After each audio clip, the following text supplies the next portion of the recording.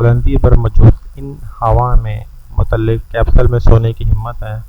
کیا آپ ایسے شفاف ٹرانسپرانٹ کیپسول میں سونا پسند کریں گے جو پہاڑ کے ساتھ بلندی پر لٹک رہا ہو؟ تو اس سے پہلے اگر ابھی تک آپ نے میرا چینل پرفیکٹ ریئلٹی سبسکرائب نہیں کیا، سبسکرائب کر لیجئے، ساتھ میں بنے گھنٹی کے بیل آئکن کو دبا دیجئے تاکہ سب سے پہلے ویڈیو کی نوٹیفیکیشن آپ کو مل سکے۔ جی ہاں، ایسے ہی خوفناک ایڈونچر کے پیشکش اسکالڈ ایڈونچر سویٹ کی جانب سے کی جا رہی ہے۔ یہ کیپسول نما کمرے وادی پیرو میں واقع ہے۔ یہ چٹان کی طرف بلندی پر نصب کیے گئے ہیں۔ اگر آپ بہادر ہیں تو آپ 400 میٹر کی بلندی پر چڑھنے کے بعد ان کیپسول تک رسائی حاصل کر سکتے ہیں، اور یہ بلندی چڑھنے کے صرف ایک پرکندی نما راستے کی مدد حاصل ہوگی۔ اس کیپسول میں رات گزار کر آپ ارد گرد کی وادی اور تاروں بھرے آسمان کے دلکش حسین نظارے کر سکتے ہیں۔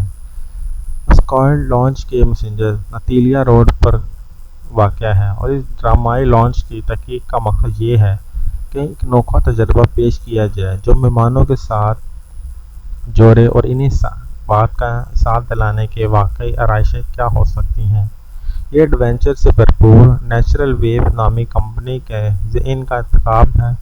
اس کیپسول میں رات گزارنے والے مہمان واپسی پر ریپ تاروں کی مدد سے واپسی زمین پر آ سکتے ہیں۔ یہ کیپسول آرام دہ بستروں، bath room, drawing room area پر مشتمل ہے۔ کیپسول میں موجود بستر تکیے کمبل سے آراستہ ہے۔